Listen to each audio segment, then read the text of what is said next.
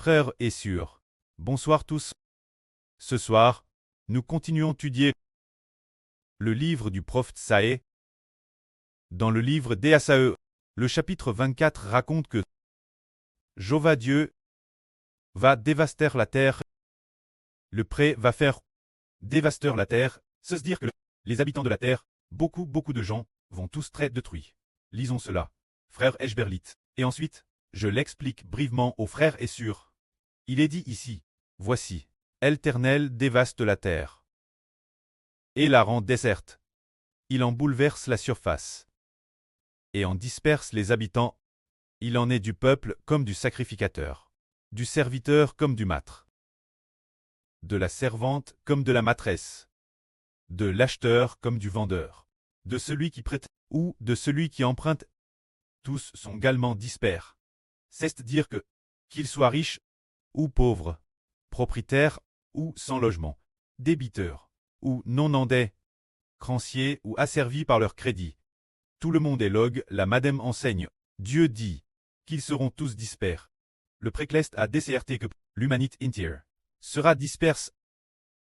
La terre est entièrement dévastée et comptement pille, car ainsi, l'Éternel la prononce, c'est-à-dire que Dieu vide la terre. C'est dire qu'il fait en sorte que toute l'humanité, une immense multitude de gens, ne sache plus, s'exiler sans abri. Il est dit ici, la terre est en deuil puis le monde est languissant, puis les chefs du peuple de la terre sont languissants. La terre est souillée par ses habitants, car ils transgressaient les lois, violaient les ordonnances, rompaient l'alliance éternelle. C'est pourquoi la malédiction dévore la terre, et ses habitants portent la peine de leurs crimes. C'est pourquoi les habitants de la terre sont consumés, et il n'en reste qu'un petit nombre. Quand la terre, Dieu va détruire beaucoup de gens, cause de l'âme chancée de la terre, qui est le péchage de l'humanité, ce qui a souillé la terre. C'est pourquoi l'Éternel Dieu va consumer la terre et va la maudire. La terre est dévorée par la malédiction. Les habitants de la terre seront punis. Les habitants de la terre seront consumés et il ne restera que peu de survivants. C'est-à-dire que beaucoup de gens sont destinés à être consumés. Ceux qui restent ne seront pas nombreux. TRS peu nombreux. Le mot est en deuil. La vigne est languissante. Tous ceux qui avaient le cœur joyeux soupirent. La joie des tambourins a cessé. La gaie des bruyants festins a pris fin. La joie de la harpe a cessé. On ne boit plus de vin en chantant. Les boissons fortes sont âmes celui qui les boit. La ville de la confusion, détruite, toutes les maisons sont fermes. Personne ne peut y entrer. Faisant cesser toute joie, a complètement disparu. Toute la terre est dans le deuil. La terre, quoi ressemble-t-elle? Ah, la terre. Les habitants de la terre, tous les peuples de la terre, sont comme après qu'on a secoué l'olivier, ou comme après la vendange du raisin. Ce qui reste, le peu de raisin restant, c'est comme quand vient la saison de la vendange. Les raisins sont tous cueillis, presque entièrement cueillis. Il en reste peut-être quelques-uns oubliés, ou bien oubliés, une petite grappe non cueillie. C'est dire que la terre en est arrive ce point. Pourquoi Dieu veut-il détruire la terre, détruire l'humanité? Ce point, cette cause du péché de l'humanité, qui s'est manifeste devant Dieu. Le péchage de l'humanité, qui refuse de se repentir, et continue de faire le mal. Alors, le temps est venu. Dieu le temps de se repentir est venu, toujours, refusant d'accepter le salut du Seigneur. Le précleste a décerté que toute l'humanité, tous sont pécheurs. De plus, tous sont descendants d'Adam. Tous ont péché. Mais, le pré donne le salut l'humanité, en donnant ce qu'on appelle l'évangile, le Seigneur Jésus-Christ et le frère Eshber. Donne l'humanité, afin que l'humanité puisse par le Seigneur et le Fils du Seigneur. Très préserve, mais les gens ne veulent pas l'accepter. Le temps de patience du pré est DJ termine, le pré à DJ cesse de patienter, alors, il va vider la terre. Mais, comme il est dit ici, toutes choses sur la terre sont comme l'olivier qu'on a secoué, ou comme après la vendange de la vigne, les quelques raisins restants. Se dire que pourtant, bien qu'il reste Thérèse peu de personnes, elles n'ont pas été détruites par Dieu. Dieu les a préserves, ceux qui la sauvent pour l'avenir. Ils pousseront des cris de joie.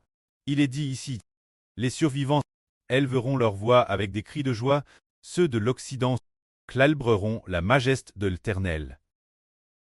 Ceux de l'Orient glorifieront l'Éternel. Dans les laits de la mer, ils glorifieront le nom de l'Éternel, le Dieu d'Israël.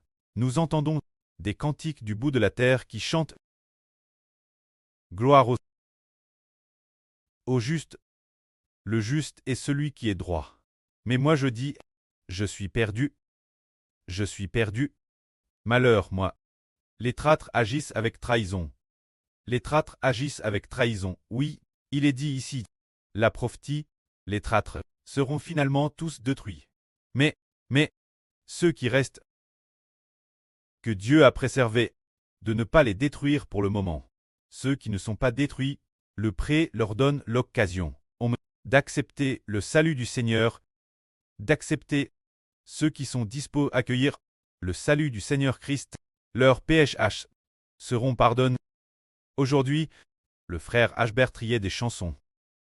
Dans le processus de création de chansons, il y a écrit au sujet de Mose, dans le Deutéronome. Son rapporte les paroles de Mose. Mose a dit ceci.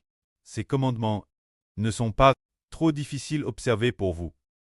Ils ne sont pas au ciel, pour que vous disiez, qui montera au ciel, pour nous les chercher, afin que nous les entendions et les mettions en pratique. Ils ne sont pas non plus dans l'abme, pour que vous disiez, qui descendra dans l'abme, pour nous les chercher, afin que nous les voyions, et qu'ensuite nous puissions les mettre en pratique. Ces commandements, en fait, sont terrestres, faciles à observer. Ils sont dans votre bouche et dans votre cœur. Ces paroles, si le Saint-Esprit ne les explique pas, personne ne les comprend. C'est dire que ce que Mose voulait dire, c'est que les commandements de Dieu sont terrestres, faciles à observer. Ils ne sont pas au ciel. Pour que vous disiez, qui ira au ciel, nous les chercher, pour que nous puissions les lire et les mettre en pratique. Ils ne sont pas non plus au jour des morts, pour que vous disiez, qui descendra au jour des morts, pour chercher les commandements de Dieu, afin que nous les voyions et puissions les mettre en pratique. En réalité, les commandements de Dieu sont dans votre bouche et dans votre cœur. Époque, on ne sait pas pourquoi. Mose a écrit de telles paroles. Plus tard, celui qui a reçu le Saint-Esprit, l'apôtre Paul, appelle l'apôtre du Seigneur Christ, a compris la signification de cette phrase en disant que ce qui permet aux hommes d'observer les commandements de Dieu, c'est parce que quelqu'un est descendu du ciel pour se faire homme. Pourquoi sommes-nous incapables d'observer les commandements de Dieu, au point que Dieu doive exterminer ceux qui ne peuvent pas observer les commandements, exterminer ceux qui continuent à faire le mal que fait l'homme ne vient pas de l'homme lui-même. Si l'homme fait le mal, c'est parce que l'homme ne se contrôle pas lui-même s'il fait le mal ou non. Ce n'est pas cause de l'homme. Faire le mal, c'est le PH qui habite en lui, le PSH en lui, qui le pousse cher. Mais, s'il y a quelqu'un du ciel, Jésus qui s'est fait homme, alors, il est descendu du ciel et s'est fait homme. Il s'est fait homme. Dans quel but? Pour que nous voulions appartenir son nom, tant que nous invoquons le nom de Jésus-Christ, en l'appelant notre Seigneur de la bouche, en confessant de la bouche qu'il est notre Seigneur, et en l'acceptant dans notre cœur comme notre Seigneur. Alors, notre esprit, quittait l'origine sous l'autorité de Satan. Satan tend le roi de notre esprit. Satan tend le Dieu de notre esprit. Ainsi, l'origine, nous tions sous le pouvoir du diable Satan. Mais Jésus fait homme. Au moment où il a été crucifié. Au moment de sa crucifixion, tous ceux qui veulent proclamer au nom de Jésus-Christ, qui veulent accepter le nom de Jésus, leur esprit revient alors au Créateur, au Fils de Dieu, sous l'autorité du Seigneur Jésus-Christ. Ainsi, quand nous invoquons le nom de Jésus-Christ, nous pouvons alors respecter la loi, nous pouvons alors observer les enseignements de Dieu, si bien que Mose a dit, ces commandements ne sont pas difficiles suivre pour vous. En fait, c'est TRS facile. C'est dans ta bouche et dans ton cœur, ce qui signifie que c'est dans ta bouche.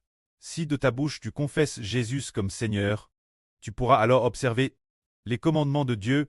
Si dans ton cœur tu acceptes Jésus comme ton Seigneur, alors tu ne seras plus prisonnier du pchash. C'est pourquoi la Bible dit « Quiconque invoquera le nom du Seigneur sera sauve ». C'est vraiment merveilleux. Nous, ses enfants, nous disons « le salut », en fin de compte, et puis nous découvrons comment sommes-nous sauvés. Comment pouvons-nous être sauvés et ne plus continuer pécher, ne plus continuer transgresser les commandements de Dieu. C'est grâce une chose. Nous confessons de notre bouche Jésus comme Seigneur, et l'acceptons dans notre cœur comme notre Seigneur. Et croyons dans notre cœur qu'il est notre Seigneur et le Fils de Dieu. Alors le frère Ashbert dit, si nous commandons de notre bouche l'appeler Seigneur, appeler Jésus Seigneur, auparavant, nous avons peut-être adoré des idoles, ou commis des actes d'impudicite, ou fûmes toutes sortes de comportements pécheurs, que nous faisions aussi, et toutes sortes de choses. Nous faisions toutes sortes de mauvaises actions.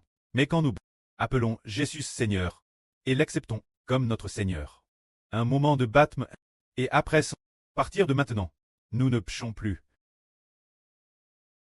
C'est parce que nous appelons Jésus Seigneur. Appelons. Quand nous appelons Jésus Seigneur, en confessant de notre bouche que Jésus est Seigneur, nous pouvons alors obéir au commandement de Dieu. Frère Ashbert donne un exemple pour faire comprendre aux frères et sœurs pourquoi nous pouvons nous libérer du pchash. Donnons un exemple.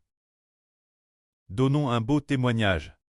Par exemple, il y avait une sœur qui aimait beaucoup boire, qui aimait normalement boire. Alors, elle buvait presque tous les jours. Ivre morte, souvent ivre morte. Mais elle voulait tellement arrêter de boire, alors elle disait pas d'ivrognerie. La Bible dit pas d'ivrognerie. Je ne bois plus. La Bible dit pas d'ivrognerie. Je ne bois plus. Le commandement de Dieu dit pas d'ivrognerie. Je ne bois plus. Elle ne cessait de le proclamer ainsi. Alors, chers frères et sœurs, pensez-vous qu'elle puisse arrêter de boire? Ashbert dit non, parce que elle n'a pas l'aide du Seigneur. Mais cette sœur, elle ne dit pas cela, mais plutôt, je déclare au nom de Jésus-Christ que je ne bois plus, appartenant désormais au nom du Seigneur. Seigneur Jésus, sauve-moi, livre-moi, libre-moi, des chaînes de l'ivrognerie. C'est-à-dire, je déclare au nom de Jésus-Christ que j'appartiens au nom de Jésus. L'ivrognerie ne peut plus me contrer. Alors, cette sœur proclamant ainsi, frères et sœurs, pensez-vous qu'elle puisse arrêter de boire? Oui, parce que elle a invoqué le nom du Seigneur Jésus. Ainsi, ceux qui invoquent le nom de Jésus ne péchent plus. Confesser de sa bouche le nom de Jésus. Invoquer de sa bouche Jésus comme Seigneur, et dans tout notre esprit, accepter Jésus comme notre Seigneur. Alors, notre esprit, qui appartenait l'origine aux mains de Satan, maintenant appartient aux mains de Jésus. Et Jésus dit, tiens, elle m'a dit j'appelle son Seigneur. Je suis son Seigneur, je vais la sauver, pour qu'elle ne soit plus par l'alcoolique, par le péchage de l'alcoolisme, pour qu'elle ne soit plus par ce péchage de l'ivrognerie, par lui. Ainsi, tous les péchas, parce que Jésus est devenu notre Seigneur, font que nous ne péchons plus, que la gloire soit rendue auprès et au Seigneur. Amen.